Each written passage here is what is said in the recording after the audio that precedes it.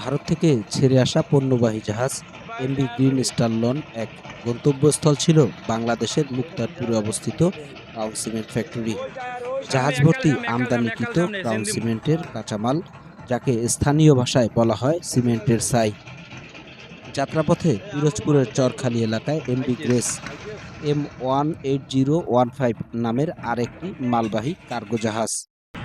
পিরোজপুর চরখালী এলাকায় MV grace M18015 নামের আরেকটি মালবাহী কার্গো জাহাজ চরখালী নদীর স্রোত এবং পানির ঘোলা কাটিয়ে ওঠার উদ্দেশ্যে জোরে চালিয়ে আসেন।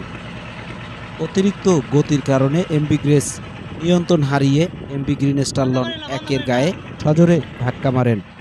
ধাক্কার ফলে তলদেশ ফেটে যায় এমভি গ্রিন স্টার লনের। নদী থেকে উঠতে থাকে প্রবল বেগে পানি।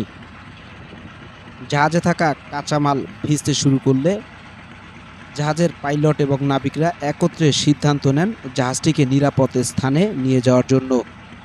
চরখালী এলাকার নিকটবর্তী আরেকটি চর হচ্ছে পারহাট আবাসন চর। পারহাট আবাসন চরে তারা জাহাজটিকে দ্রুত নিয়ে আসার সিদ্ধান্ত নিলে এক পর্যায়ে তীরের কাছাকাছি আসতেই এমভি গ্রিন স্টার লনটি পানিতে তলিয়ে যেতে থাকে।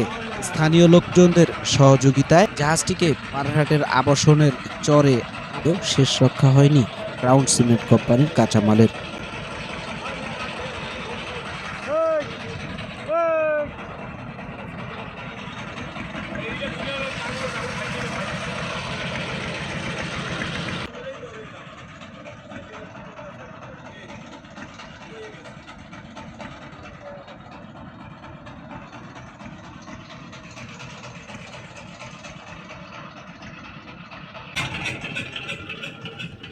আমরা সবাই এখানে বাবা আমরা শুনলাম কি যেন একটা বোম পড়ছে, এই জাহাজে আটটা জাহাজে মারিয়ে দিয়েছে, তরতরি আনিয়া আমাকে ওই চরে লাগাইছে।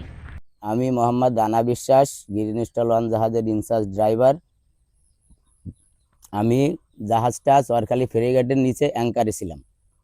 পরে 5টার কিছু সময় আগে জাহাজের অ্যাঙ্কারটা তুলে আসি সামনের দিকে। আসার পরে চরখালী ফেরিঘাটের নিচে একটা খালের মতো আছে, ওই খালের সোজা আমরা পিছন দিক থেকে সরে চলে আসি। আর আমার পিছনে ছিল গিরিশ জাহাজটা।